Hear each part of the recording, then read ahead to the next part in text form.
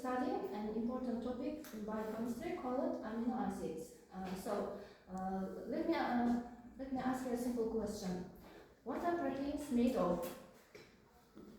What are proteins made of? Amino acids. Yes, the correct answer is amino acids.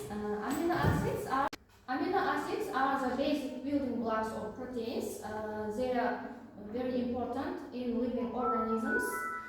Amino acids are found in muscles, enzymes, hormones, and other many biological structures. And all these are built from amino acids. Yes?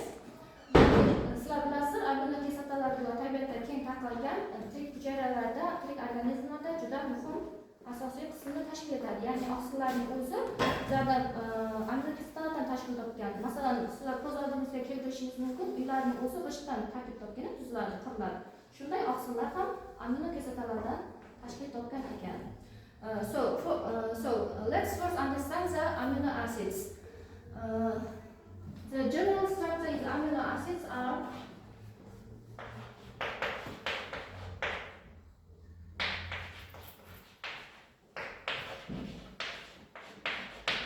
here you can see the general structure of amino acids. We can see there are several parts of molecule.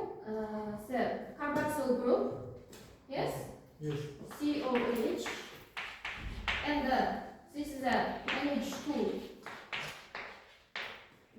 amino group, yeah, and this called R group or the side chain. Yani R deganiz bu yerda radikal bo'ladi. Radikal bu yerda har amino kislotalar uchun har xil bo'ladi. Shuning uchun sizlarda amino kislotalarning kimyoviy tarkibi, tuzilishi bir-biridan farqlanar ekan. The R group is very different for each amino acids. Ya'ni so'ngdan bizlarda amino kislotalarning turi ham ko'p, lekin organizmda bularning eng ko'p uchrashadiganlar 20 turli amino kislotalar. In nature, amino acids exist, many amino acids exist, but commonly are found in another special properties of amino acids is that they have special form called deuterium, yani ichki bipolar tuz hosil qilishi. In aqueous solution, yani suvli eritmada amino guruh vodorodni o'ziga biriktirib musbat zaryadga ega kationga aylanadi. Al karboksil guruh esa o'zidan vodorodni chiqarib, bitta protonni berib, manfiy zaryadga ega anionga aylanadi. Yani buni formulasini yozib chiqaramiz.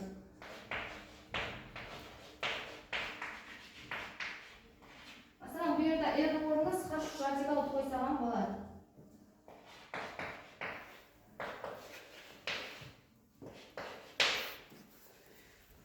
The carboxyl group can lose a proton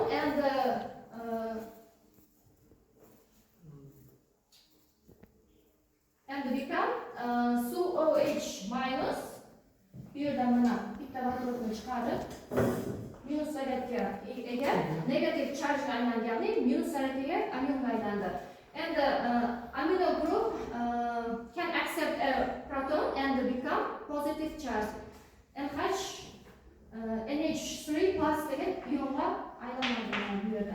Buni biz deuterium ion, ya'ni ichki bipolar ion deb aytsak bo'ladi. Bu faqat suvli eritmada bo'ladi. Shuning hisobiga bizlarda aytamiz, amino kislotalarda ikkita funksional guruh bor-ku, carboxyl group and amino group. Ya'ni shu ikkita guruhlar hisobiga bular amphoteric xossani ko'rsatadi. Amphoteric compounds deb aytsak bo'ladi. O'tgan safarda gidroksil kislotalardagi. So, amphoteric substance can act both as acid and as a base. Ya'ni bular ham asos sifatida ham kislota sifatida reaksiyaga kirishadi. Bu yerda carboxyl group can act as acid and amino group can act as a base. Yani kislota sifatida masalan ishqorlar bilan reaksiyaga kirishi mumkin. Amino guruh birida kislotalardan masalan klorid kislotalari tuzlarni kirishib, tuzlarni hosil qilishi mumkin. Endi bizlar amino kislotalarning eng muhim xossasi bo'lgan peptid bog'i haqida gaplashamiz. Ya'ni peptide bond. Peptide bond. When two amino acids react with each other, the carboxyl group of one amino acid react with another amino acids. When two amino acids react with each other, the carboxyl group of amino acids reacts with amino group of another amino acids. Yani bu yerda reaksiyasini yozamiz.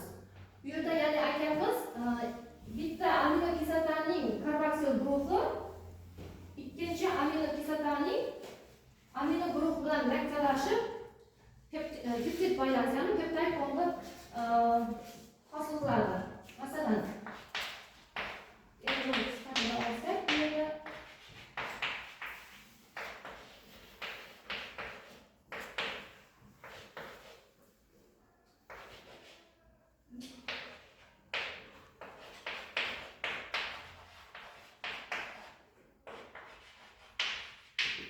bu birinchi amino kislota R radikal bilan belgiladim. Bu yerda so'g'uq H, ya'ni karboxyl guruhi bor va ikkinchi amino kislotaning amino guruhi bor.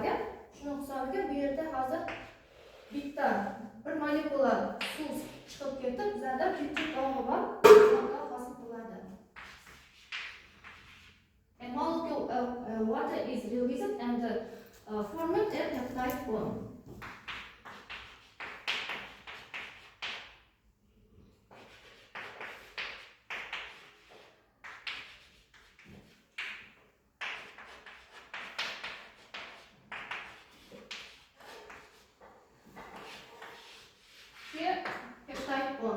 Buni bizlar keyin amid bog'i deb ham ataymiz.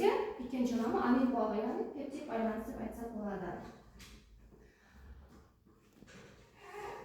Endi amino kislotalarning shu peptid baylanishi orqali birikishida bizlarda polipeptidlar, ya'ni polipeptidlar hosil bo'ladi. Polipeptidlardan keyin bizlarda nima hosil bo'ladi? Oqsillar hosil bo'ladi ekan. Buni ko'rsangiz bo'ladi. Bu yerda endi ikkita amino kislota ishtirok etadi, peptid baylanish bog'i hosil bo'lishi ko'ringan. Let's discuss the biological properties of amino acids. Amino acids are involved in many biological processes. First, they are used to build proteins, and they are found in muscles, enzymes, and hormones. Enzymes degan bu enzimlar. Enzimlar ya'ni bilasizlar, organizmda muhim transport vazifasini bajaradi. Bular ham oqsillar, ya'ni amino kislotalardan tarkib topgan. Some hormones are derived from amino acids, ya'ni ayrim gormonlar ham amino kislotalardan tashkil topgan ekan.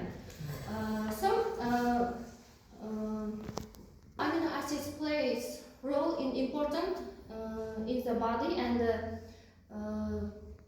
they plays roles in metabolism and energy production, ya'ni metabolizmda va energiya hosil qilishda muhim ahamiyatga ega. Bizlar bilamiz, 1 gram oqsil tarkibida qancha kilojoule energiya chiqadi? 4.1 deb aytsak bo'ladi, ya'ni 4.1 kilojoule energiya ajralib chiqar ekan.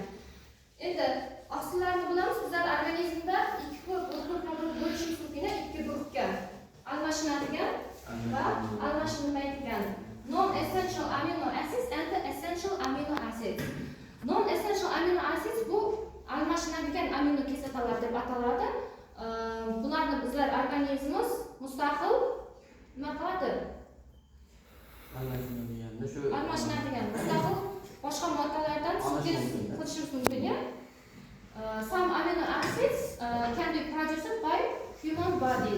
Bularga tashqaridan mustaqil qabul etuvchi amino kislotalar keladi. However, some amino acids cannot be synthesized in the body.